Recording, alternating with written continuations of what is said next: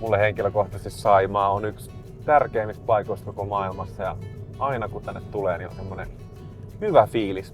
Mökkeily on osa meidän suomalaisten DNAta. Olemme mökkihullua kansaa. Tässä jaksossa vierailen mökkiyrittäjä ja himomökkeilijä Tanja Henttosen mökillä. Hän avaa meille sitä, kuinka mökin vuokraaminen voi mahdollistaa mökin omistamisen. Minkälaisia haasteita siinä alkoi sitten niin kuin vaikka resurssien ja talouden näkökulmasta tulla? Laskettiin, että kuinka monta viikkoa mahdollisesti vuodesta tämmöinen mökki voisi mennä vuokralle, mitä se voisi se viikkovuokra olla. No ilmahan menee sitten pakkasella, se on kylmää ja sitten siitä kylmästä on vaikea ottaa lämpöä, eli se hyötysuhde on huonompi.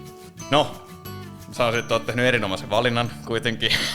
Ja sitten kun täällä on, niin ei sitä kovin kauaa tarvitse olla, kun mieli ja keho on niin kuin sillä tavalla levännyt ja rauhoittunut ja on vaan jotenkin niin kuin kokonaisvaltaisesti hyvä olla.